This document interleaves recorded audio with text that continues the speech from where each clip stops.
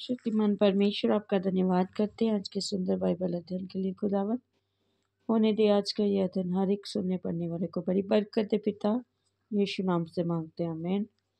हम पढ़ेंगे 27 अध्याय निर्गमन की किताब, होम बलि की वेदी।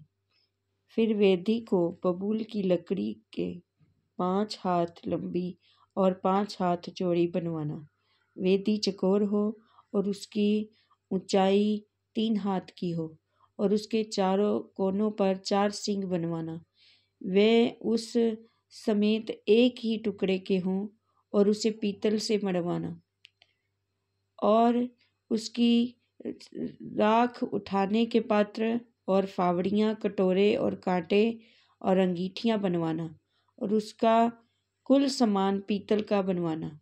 उसके लिए पीतल की जाली की एक झंझरी बनवाना और उसके चारों सिरों से में पीतल के 4 कड़े लगवाना और उस झांझरी को वेदी के चारों ओर की कंगनी के नीचे ऐसे लगवाना कि वे वेदी की ऊंचाई के मध्य तक पहुँचे। और वेदी के लिए बबूल की लकड़ी के डंडे बनवाना और उन्हें पीतल से मढ़वाना और डंडे कड़ों में डाले जाएं कि जब जब वेदी उठाई जाए तब वह उनके दोनों किनारों पर रहे। वेदी को तख्तों से खोखली बनवाना, जैसी वह इस पर्वत पर तुझे दिखाई गई हैं वैसे ही बनाई जाए। निवास स्थान का आंगन। फिर निवास के आंगन को बनवाना। उसके दक्षिण की ओर के लिए बटी सूक्ष्म की सनी वाले कपड़े के पर्दे हों।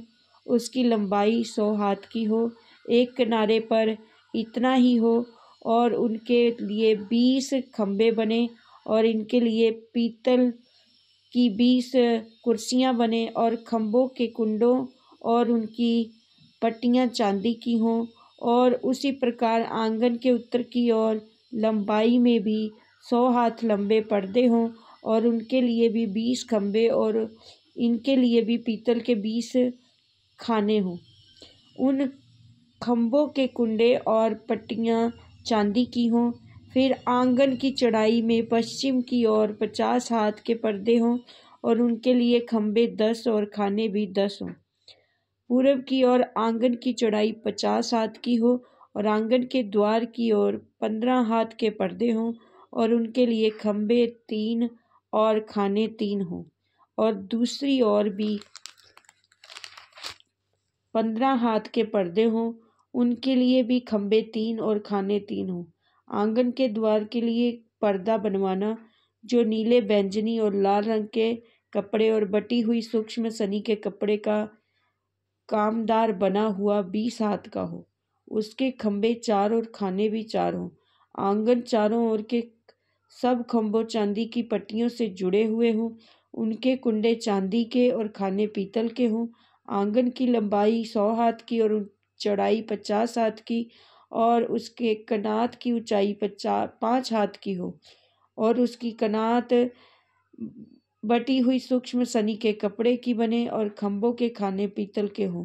निवास स्थान के भांति भांति के बर्तन और सब सामान और उसके सब खूंट और आंगन के सब खूंट पीतल के हों। दीपक की देखरेख।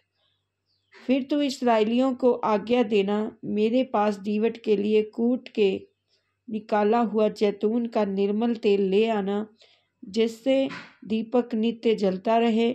मिलाप वाले तंबू में उस बीच वाले पर्दे के बाहर जो साक्षी पत्र के आगे होगा, हारून और उसके पुत्र दीवट सांझ से भोर तक यहोवा के सामने सजाकर रखें। ये विधि इस्राएलियों को पीढ़ियों के लिए बनी रहेगी। आमीन। इस वचन के द्वारा प्रभु ब्लेस करेंगे सबको। जय मसीह।